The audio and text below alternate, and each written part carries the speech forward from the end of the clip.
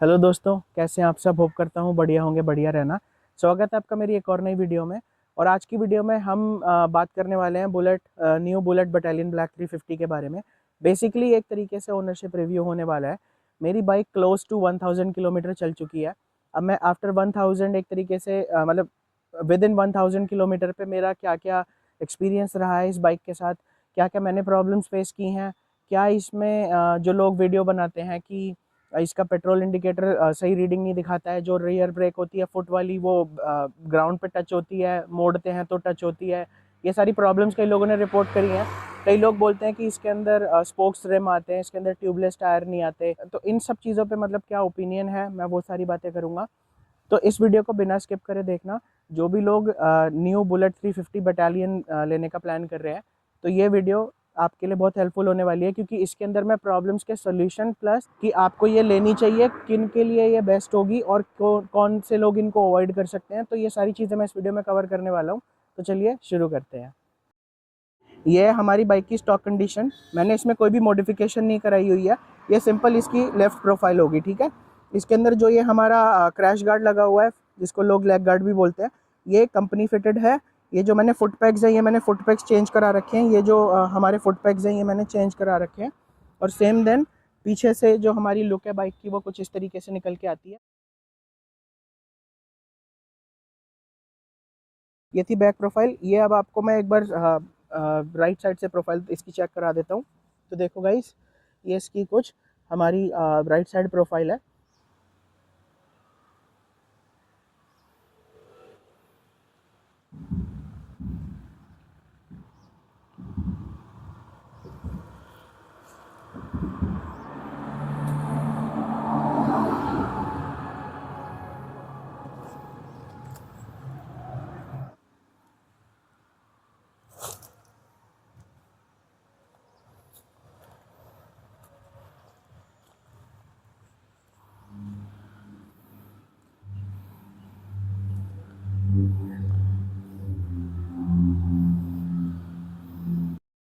ये हमने चाबी ऑन करी, तो इस तरीके से बेसिकली हमारी ये मीटर ऑन होता है। हमारा जो ये मीटर सेटअप है, अब इसके अंदर आपको देखो ओडोमीटर की रीडिंग दिखती है, ठीक है।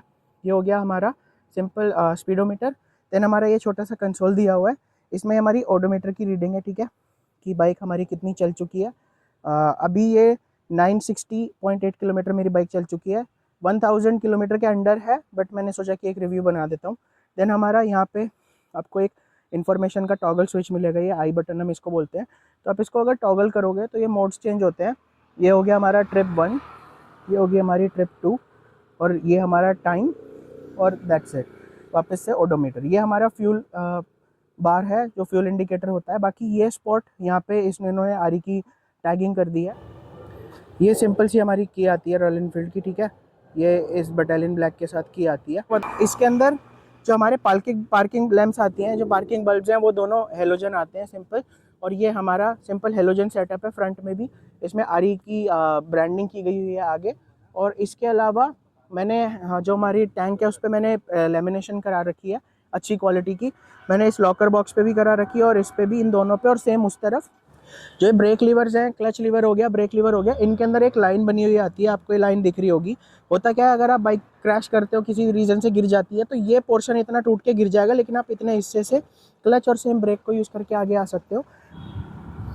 देखो, ये जो हमारी ट्यूब्स हैं, ये वाली और ये वाली, ये दोनों जो ट्यूब्स हैं, ये ट्विन चैसी सेटअप है।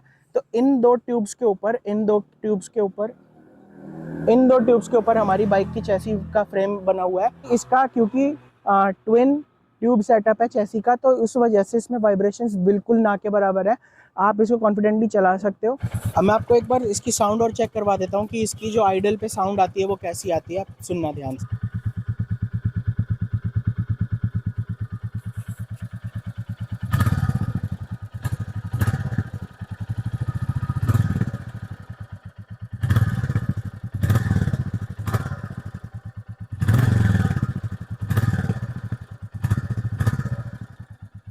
ये थी हमारी बाइक की आइडल साउंड। ये जो थोड़ा सा थंप मिलता है ना, आप इसको जब सामने से सुनोगे ना, तो आपको काफ़ी सूदिंग और अच्छा लगेगा। फ्यूल माइलेज देखो, अगर इस बाइक के अंदर टैंक में सिर्फ 1 लीटर पेट्रोल है तो क्लोज टू 17 किलोमीटर से लेके 20 किलोमीटर तक का ये एवरेज देती है।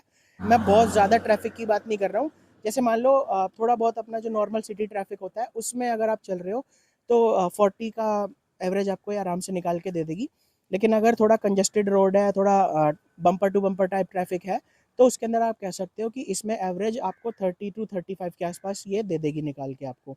बाकी अगर आप हाईवे पे चलाते हो तो हाईवे पे बहुत आराम से ये 45 प्लस ही निकाल के दे देगी आराम से, तो कोई इतना इशू आएगा नहीं, ठीक है। मैं अगर मैं प्रॉब्लम्स की बात करूँ तो जो हमारा रियर ब्रेक पैडल है वो ज़मीन से टच होता है, हाँ होता है, लेकिन सिर्फ हाई ग्राउंड पे। यानी कि अगर आपकी बाइक का जो सरफेस है बॉटम का, उस वो अगर रोड से सिर्फ कुछ थोड़ा सा ऊपर है, हाई ग्राउंड का मतलब हो गया कि आपकी जो रोड है वो काफ़ी ऊंची बनी हुई है और बाइक में और रोड में थोड़ा सा ही फासला है, तो वो टच होगा डेफिनेटली अगर कोई ब्रेकर आएगा या आप टर्न लोगे तो। अदरवाइज अगर नॉर्मल डिस्टेंस में, मतलब नॉर्मल हाइट पे, मतलब आपकी बाइक के बॉटम में और रोड के बीच में अच्छा खासा अगर फ़र्क है तो ये प्रॉब्लम नहीं आती है। तो आप इस पर्टिकुलर रीज़न की वजह से इस बाइक को छोड़ो मत। इसकी रियर ब्रेक भी काफ़ी अच्छी परफॉर्म करती हैं। इसमें ड्रम ब्रेक है पीछे की तरफ, आगे डिस्क ब्रेक सेटअप है एबीएस वाला, तो बहुत अच्छी परफॉर्म करती है। मैंने अपने चैनल पे ब्रेक रिव्यू की वीडियो डाली हुई है प्रॉपर, जिसमें मैंने इसकी फ्रंट ब्रेक, रियर ब्रेक और दोनों साथ में प्रॉपर यूज़ करके आपको दिखाया हुआ है। मैं आई बटन में लिंक डाल दूंगा, आप उसको देखना ज़रूर, और डिस्क्रिप्शन में भी मैं लिंक दे दूंगा। तो ये हमारे ब्रेक रिव्यू हो गए। 1000 किलोमीटर तक ये बाइक चलने वाली है, कुछ किलोमीटर्स बचे हैं, 1000 चल जाएगी। मैंने अभी तक कोई भी प्रॉब्लम इसमें फेस नहीं करी है, ना ही कोई इंजन की साउंड की प्रॉब्लम, ना ही कोई मैंने बैटरी रिलेटेड प्रॉब्लम एक्सपीरियंस करी है, ना ही कोई इंजन से रिलेटेड। तो मतलब प्रॉब्लम के नाम पे इस बाइक में अभी तक मैंने कुछ नहीं फाइंड करा है। बाकी होता है तो मैं अपने चैनल पर मैंने जितनी भी वीडियोस देखी हैं उसमें मोस्टली लोगों ने यही बोला है कि जो इसका फ्यूल इंडिकेटर है, यानी कि जो मीटर कंसोल में जो हमको फ्यूल इंडिकेटर दिखाता है, वो फ्यूल इंडिकेटर करेक्ट रीडिंग नहीं दिखाता है। स्पेशली अगर आपकी बाइक साइड स्टैंड पे लगी है या फिर किसी भी तरीके से आपको कई लोगों को ऐसा लगता है कि इसका जो फ्यूल इंडिकेटर है वो सही रीडिंग नहीं दिखाता है। तो ये चीज़ क्यों होती है, मैं आपको एक चीज़ बताता हूँ। देखो, ये बेसिक फिजिक्स है, ये एक्चुअली में कोई प्रॉब्लम नहीं है, ये जस्ट एक तरीके का मैकेनिज्म है जिसको ऐसे ही फॉलो किया जाता है। देखो, जो पेट्रोल टैंक होता है उसके अंदर फ्यूल का सेंसर लगा हुआ होता है, ठीक है। फ्यूल बार को नापने का एक तरीके से आप कह लो सेंसर लगा हुआ होता है। अब मान के चलो आपकी टैंक का डिज़ाइन इस तरीके से है कि वो टैंक के एक पर्टिकुलर स्पॉट पे वो लगा हुआ है, तो कॉमन सी बात है, अगर आपकी बाइक साइड स्टैंड पे लगी है या फिर थोड़े बहुत भी ऊपर नीचे सरफेस पे लगी है, तो फ्यूल एकदम इक्वल तो रहेगा नहीं टैंक में। फ्यूल थोड़ा सा ज़्यादा लेफ्ट को भी सरक सकता है या फिर राइट को सरक सकता है या फिर थोड़ा पीछे आ सकता है। जैसे मान लो आपका ये टैंक है, लेफ्ट साइड में आके आपका सारा पेट्रोल एक तरफ इकट्ठा हो गया क्योंकि आपकी बाइक साइड स्टैंड पे लेफ्ट साइड पे खड़ी हुई है। तो और मान के चलो उसी के नीचे फ्यूल सेंसर लगा हुआ है कहीं पे, ठीक है, टैंक के अंदर। तो होगा क्या, सारा फ्यूल क्योंकि जमा होकर एक तरफ इकट्ठा हो गया और फ्यूल सेंसर को क्या रीडिंग जा रही है कि भाई इस टाइम पे टैंक फुल है। और जैसे ही आप उसको बाइक को सेंटर में करोगे तो आपको थोड़ी देर बाद चलाने के बाद आपकी वो रीडिंग करेक्ट हो जाती है, ठीक है। तो ये कोई प्रॉब्लम नहीं होती, ये जस्ट एक तरीके की बेसिक फिजिक्स है कि अगर आपकी पेट्रोल टैंक में फ्यूल स्लॉशिंग हो रही है, दैट मीन्स फ्यूल इधर उधर शिफ्ट हो रहा है, तो वो आपको रीडिंग करेक्ट नहीं मिलेगी। इसका बस एक ही चीज़ होती है कि आप अपना सिंपल बाइक को साइड स्टैंड से हटा के नॉर्मल सेंटर पे अपना लेके चलो और 2 से 5 मिनट के अंदर, मतलब 2 से 3 मिनट के अंदर आपको वो रीडिंग करेक्ट मिल जाएगी, ठीक है। क्योंकि तब बाइक आपकी सीधी चल रही होती है और एक तरीके से टैंक स्टेबलाइज हो रखा है, फ्यूल स्टेबलाइज हो रखा है उस टैंक में। तो इस वजह से वो जो उसका वॉल्यूम होगा, वो जो हमारा फ्यूल सेंसर है, फ्यूल इंडिकेटर जो है, उसको अच्छे से डिनोट कर लेगा और देन उसके बाद आपको करेक्ट रीडिंग मिल जाएगी। तो ये कोई प्रॉब्लम नहीं है, ये जस्ट एक मैकेनिज्म है। आई होप आप ये समझ पा रहे होंगे। इस बाइक के अंदर जो लोग बहुत ज़्यादा बवाल मचाते हैं ये बोल बोल के कि यार इसके अंदर रॉयल एनफील्ड को ट्यूब वाले टायर्स देने चाहिए, स्पोक्स रिम हटा देने चाहिए, तो देखो कुछ कॉस्ट कटिंग नाम की भी चीज़ होती है। अगर वो इसी बाइक में सब दे देंगे तो फिर क्लासिक कौन खरीदेगा, और इनके ऊपर के अपर वेरिएंट्स हो गए वो कौन खरीदेगा। अगर आप जीटी को भी देखोगे तो उसके अंदर भी स्पोक्स रिम ही मिलते हैं, बट इसका ये मतलब नहीं है कि आप इस बाइक की तरफ जा नहीं सकते। देखो, सीधी बात है, मैं आपको एक सिंपल सा लॉजिक समझाता हूँ। जो स्पोक्स रिम होते हैं ना, वो एक्चुअली में ज़्यादा रिलायबल होते हैं रादर देन अलॉय व्हील्स। मैं क्यों ऐसा बोल रहा हूँ, आप समझो बात को। देखो, जो ये स्पोक्स व्हील होते हैं इनको इस तरीके से डिज़ाइन करा जाता है कि अगर मान के चलो कोई गड्ढा आता है, कोई सडन एकदम से कोई हर्डल आ जाती है या आप हार्ड ब्रेकिंग करते हो या कुछ, तो जो भी इम्पैक्ट होता है ना रोड से, जो रोड का उस गड्ढे का इम्पैक्ट होगा, वो जो स्पोक्स होती है ना, ये अब्जॉर्ब कर लेती हैं उसको, क्योंकि स्पोक्स थोड़ा सा अपने आप को फ्लेक्सिबल होती हैं थोड़ी सी, तो होता क्या है, जब कोई इम्पैक्ट आता है तो थोड़ा सा अपने आप को फ्लेक्स कर लेते हैं, जिसकी वजह से आपको वो गड्ढा ज़्यादा महसूस नहीं होता। प्लस अगर आप थोड़ा उबड़ खाबड़ टाइप वाले रोड में रहते हो या फिर आपके आसपास में ऑफ रोड टाइप ज़्यादा है, तो वहाँ पे स्पोक्स व्हील ज़्यादा कामयाब होते हैं बजाय एलॉय व्हील्स के। प्लस स्पोक्स व्हील में जो आप स्पोक्स रिम में बेसिकली जो आपका मेंटेनेंस होती है वो ज़्यादा हाई नहीं होती है, बहुत नॉर्मल कम, बहुत एकदम बेसिक मोड में आपका मेंटेनेंस हो जाता है इसका, ना ही ज़्यादा महंगा होता है। प्लस रिलायबल जैसे मैंने बोला बहुत है, और अगर ये ख़राब हो जाते हैं, मुड़ जाते हैं या कुछ भी हो जाता है तो ईजीली वापस रिपेयर हो जाते हैं, और इवन ये नए भी ज़्यादा महंगे नहीं आते। उसी तरफ जो अलॉय व्हील होता है वो बेसिकली एक सिंगल अलॉय होता है, वो सिंगल कांसे में बना हुआ होता है। तो होता क्या है कि अगर कोई हार्ड इम्पैक्ट आया या कुछ आया तो अलॉय क्रैक हो जाता है कहीं ना कहीं, ठीक है। और अगर एक बार अलॉय रिम जो है आपका वो क्रैक हो गया तो फिर उसका कोई यूज़ नहीं रहता, क्योंकि जितनी बार अब उस पर झटका लगेगा वो उतनी ड्यूरेबिलिटी उसकी कम होती जाएगी, और एक टाइम ऐसा आएगा कि आप उस पर बिल्कुल रिलाई नहीं कर सकते। अलॉय व्हील अच्छा है, वो अलॉय व्हील में आपको ट्यूबलेस टायर्स मिल जाते हैं, थोड़ा लुक मिल जाता है, और सिटी कंडीशंस में बहुत बढ़िया परफॉर्म करते हैं, नो डाउट अच्छे हैं। बट अगेन अगर आप थोड़ा ऑफ रोड पे जाते हो या कुछ करते हो तो आपके स्पोक्स व्हील ज़्यादा बेहतर परफॉर्म करते हैं वहाँ पे। और बाकी इसके अंदर फ़िलहाल हमको ट्यूब वाले टायर मिलते हैं, इसके अंदर ट्यूबलेस का ऑप्शन नहीं है।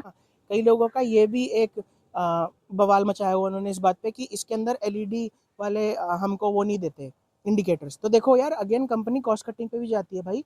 क्लासिक में आपको वो एलईडी वाले निकाल के दे रही हैं, वो छोटे इंडिकेटर आते हैं, इससे भी छोटे इंडिकेटर होता है और एलईडी के इंडिकेटर्स होते हैं, ठीक है। इसके अंदर ऐसा नहीं आता है। बाकी और लोगों को ये भी वो है कि भाई जो हमारा फ्रंट में जो हेडलाइट सेटअप है वो हमारा एलईडी नहीं आता है। तो देखो ये सारी चीज़ें कॉस्ट कटिंग की होती हैं। आप समझो बात को, जैसे गाड़ियों में होता है एक बेस मॉडल होता है, फिर उसका एक अपर मॉडल होता है, फिर एक उससे अपर मॉडल होता है और एक फाइनल टॉप मॉडल होता है। तो इसी तरीके से इनमें भी करा जाता है। थोड़ा समझो बात को, हर बात पे बवाल मचाना ठीक नहीं है।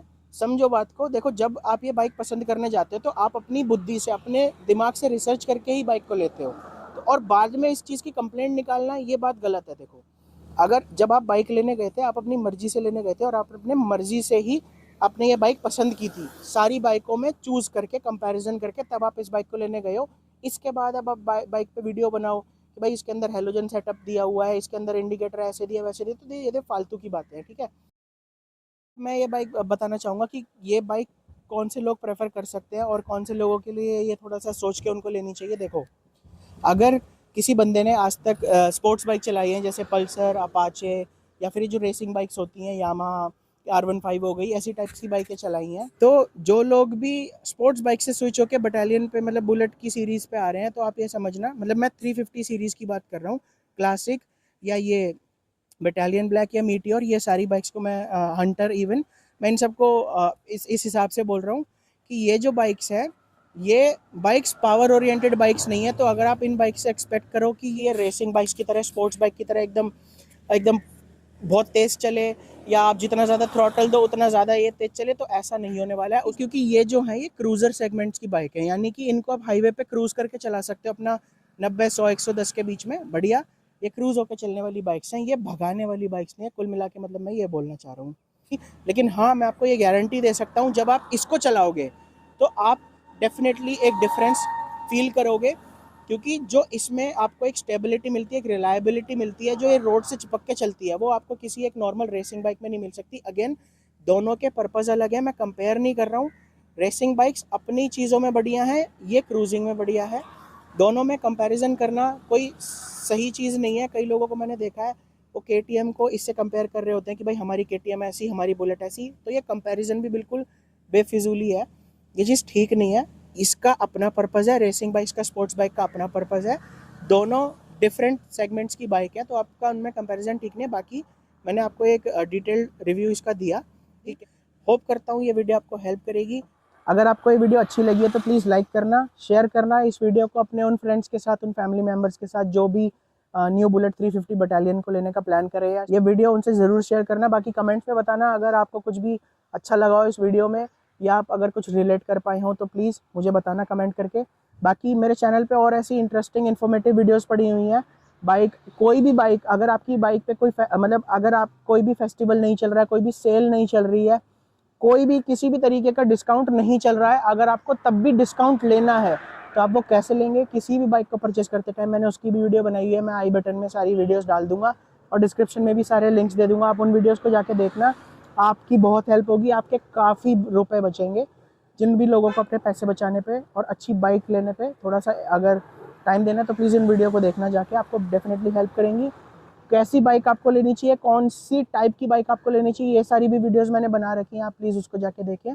बाकी ऐसी और इंटरेस्टिंग वीडियोस के लिए मेरे चैनल को सब्सक्राइब कीजिएगा, लाइक करिए और कमेंट में मुझे डेफिनेटली बताइएगा कि आपको ये कैसा लगा। बाकी आप सबके टाइम के लिए thank you so much, bye bye.